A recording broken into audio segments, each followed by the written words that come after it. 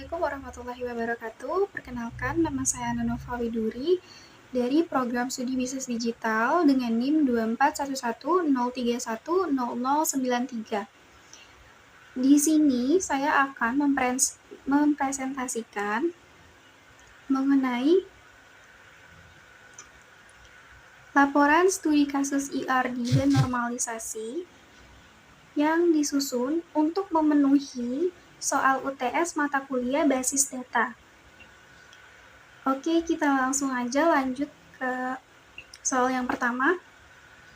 Jadi soal pertama itu adalah di sini ada deskripsi kasus, disuruh untuk membuat IRD sederhana untuk sistem pemesanan makanan online. Nah, di sini sih syaratnya itu adalah harus memiliki 4 entitas minimal, yaitu ada pelanggan, menu, pesanan, dan juga pembayaran. Kemudian hubungan antar entitasnya juga harus ada, seperti pelanggan dapat memesan beberapa makanan atau satu pesanan bisa terdiri dari beberapa menu. Kemudian yang instruksi terakhir itu ada tunjukkan atribut-atribut pentingnya. Misal, nama pelanggan, nama menu, harga jumlah, atau tanggal pembayaran, dan lain-lain. Nah, di sini juga disuruh tandain primary key-nya dan foreign key-nya itu apa, gitu. Nah, karena ada 2 langkah, tadi adalah membuat IRD, dan yang kedua itu adalah membuat normalisasi. Tabel, dari tabel unnormalized, sampai ke bentuk tabel paling akhir, yaitu 3 normal form. Gitu. Oke, kita lanjut aja. Langsung ke jawabannya, teman-teman. Jadi, di sini langkah pertama itu kita membuat IRD. Namun, yang saya lakukan terlebih dahulu adalah menentukan entitas serta atribut dan juga primary key dan foreign key-nya dari sistem pemesanan makanan online sederhana tadi. Nah, saya menemukan ada 5 entitas di sini. Yang pertama itu ada pelanggan, kemudian ada menu, lalu ada pesanan, dan keempat itu detail pesanan, lalu ada entitas pembayaran. Kita langsung, saya sebut atributnya dulu ya masing-masing ya. Jadi di pelanggan itu ada ID pelanggan sebagai primary key-nya, kemudian ada nama pelanggan, lalu alamat, kemudian nomor telepon. Nah, untuk di menu, itu ada atribut ID menu sebagai primary key-nya, kemudian nama-nama menu, dan yang terakhir itu adalah harga. Untuk yang pesanan, entitas pesanan itu ada ID pesanan sebagai primary key, kemudian ID pelanggan sebagai foreign key, lalu ada tanggal pesan. Nah, untuk detail pesanan, ini adalah tabel relasi antara pesanan dengan menu, yaitu berisi ID pesanan sebagai sebagai primary key, lalu ada ID menu sebagai foreign key, dan ada jumlah. Nah, untuk pembayaran itu ada ID pembayaran sebagai primary key, lalu ID pesanan sebagai foreign key, dan juga tanggal pembayaran serta total bayar, gitu. Oke, kita langsung aja ke identifikasi dan menetapkan seluruh entity yang terkait. Nah, di sini saya sudah buat, teman-teman. Ada 5 entity ya, seperti yang sudah saya sebutkan di awal tadi. Ini ada entity pelanggan, pesanan, detail pesanan, menu, dan juga pembayaran. Ini saya sudah buat. Oke, kita lanjut lagi. Adalah yang kedua itu menentukan atribut-atribut atau field dari masing-masing entity beserta kunci atau key-nya. Nah, di sini saya juga sudah buat. Langsung saja saya jelaskan. Yang pertama itu adalah entitas pelanggan. Di sini sudah saya sambungkan dengan berbagai atributnya ya teman-teman. Di sini ada ID pelanggan, ada nama pelanggan, alamat, nomor telepon, kemudian ID pesanan, ID pelanggan, tanggal pesan, sampai ke pembayaran. Di sini ada ID pembayaran, ID pesanan, tanggal pembayaran, dan juga total bayar. Gitu, ini di bagian penambahan atribut. Lalu yang selanjutnya itu adalah menentukan derajat relasi untuk setiap himpunan relasinya, teman-teman. Di sini saya juga sudah buat penambahan relasinya seperti ini. Jadi, dari entitas pelanggan tadi beserta atribut-atributnya, relasi dengan pesanan adalah memesan. Begitupun pesanan dengan detail pesanan, relasinya adalah berisi. Nanti akan saya jelaskan di bagian derajat kardinalitas. Kemudian dari detail pesanan ke menu itu adalah dipesan relasinya. Lalu dari menu ke pembayaran itu tidak ada relasi. Nah, dari pembayaran ke pesanan, dari pesanan ke pembayaran itu relasinya adalah dibayar. Begitu, teman-teman. Nah, untuk derajat kardinalitas di sini saya akan menjelaskan ya. Tadi relasinya sudah disebutkan. Nah, untuk derajat kardinalitas itu adalah penentuan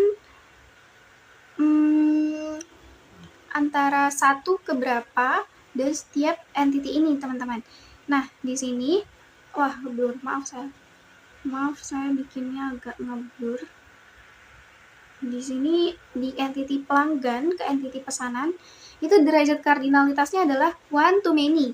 Jadi satu pelanggan bisa memesan banyak pesanan begitu. Lalu untuk entity pesanan ke detail pesanan itu adalah satu pesanan one to many juga, yaitu satu pesanan bisa berisi banyak detail pesanan. Kemudian dari detail pesanan ke menu itu adalah one to many juga. Jadi satu detail pesanan bisa dipilih dari berbagai macam menu begitu. Kemudian dari pesanan ke pembayaran, entity-nya adalah one to one. Jadi satu pesanan dibayar di satu pembayaran begitu. Dan entity dari relasi dari pelanggan ke pembayaran adalah melakukan. Jadi satu pelanggan melakukan satu transaksi pembayaran begitu. Oke, lanjut lagi. Ini yang tadi saya sudah jelaskan ya teman-teman. Dia berdasarkan definisinya aja gitu. Nah, kita lanjut ke normalisasi. Jadi di normalisasi ini saya sudah membuat unnormalized formnya, yaitu data mentahnya. Di sini sudah ada contoh.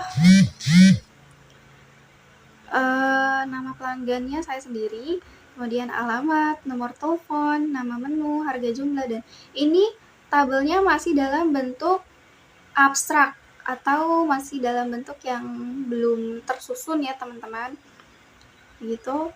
Nah, lanjut ke first normal form. Di sini kita diminta untuk menghilangkan duplikasi data dalam satu kolom. Jadi di setiap kolom itu harus memiliki nilai atomiknya, yang berarti tidak dapat dibagi lagi. Contoh, di sini tadi kan di anormalized formnya itu ada satu kolom berisikan dua atribut ya, atau dua macam nih. Di jumlah tuh ada 1 dan 2, terus di harga itu ada 5.000 dan 10.000 di dalam satu kolom yang sama. Nah, kalau di first normal form ini harus dibagi menjadi masing-masing kolom gitu. Nah, kayak gini. Harga itu dia ada kolomnya sendiri, jumlah juga ada kayak gitu. Nah, setelah first normal form jadi sudah selesai, lanjut ke second normal form. Di sini mengharuskan tabel itu udah dalam bentuk first normal form tadi ya. Dan semua atribut non-K itu harus sepenuhnya bergantung pada kunci utama. Nah, dalam kasus ini kita perlu memecah tabel menjadi beberapa tabel untuk menghilangkan ketergantungan parsialnya. Jadi di tabel pelanggan di sini kita sudah bikin tabelnya sendiri ya. Berisikan satu customer atau satu pelanggan, yaitu ID pelanggannya 1, nama pelanggannya Ana, alamatnya gini, nomor HP-nya dan nomor HP-nya tertera ya. Begitupun tabel menu. Jadi khusus untuk menunya saja dan juga harga. Oke, untuk tabel selanjutnya itu ada tabel pesanan ya teman-teman. Di sini isi tabel pesanan itu ada ID pesanan, ID pelanggan, tanggal pesan, kemudian metode bayar dan juga tanggal bayarnya. Nah, begitupun di tabel detail pesanan. Nah, di sini cuma berhenti di tabel detail pesanan aja teman-teman, karena untuk pengertian yang tabel pembayaran dia sudah termasuk di tabel pesanan di sini di metode bayar kayak gitu. Nah, untuk selanjutnya itu ada 3 NF tahap paling terakhir, yaitu dimana kita diharuskan keadaan tabel sudah dalam bentuk 2 NF tadi dan tidak ada atribut non kunci yang bergantung pada atribut non kunci lainnya atau dependensi transitif. Nah, dalam contoh ini, kasus semua atribut non kunci sudah bergantung langsung pada kunci utama, sehingga tabel-tabel tersebut sudah memenuhi 3 NF tadi. Begitu. Nah, untuk tahap selanjutnya yang terakhir itu ada Entity Relationship Diagram atau ERD. Ini langkah paling terakhir teman-teman, di mana kita menentukan tabel ERD dari penentuan 3 tahap di atas tadi, dari mulai anormalize sampai tahap 3 NF, yaitu 3 third normalist form gitu. Di sini ada di tabel ERD ini kita bikin dengan relasinya juga. Di sini ada pelanggan, itu ID pelanggan, berisikan ID pelanggan yang merupakan primary key-nya, terus nama pelanggan, alamat, nomor telepon, terus nah dari relasi pelanggan ke pesanan sudah kita jelaskan di awal tadi, yaitu adalah memesan. Begitupun sampai di tahap paling akhir di pembayaran. Gitu teman-teman. Oke, saya rasa cukup penjelasan untuk soal nomor 1 ini. Untuk soal selanjutnya akan dilanjutkan di video selanjutnya. Terima kasih. Wassalamualaikum warahmatullahi wabarakatuh.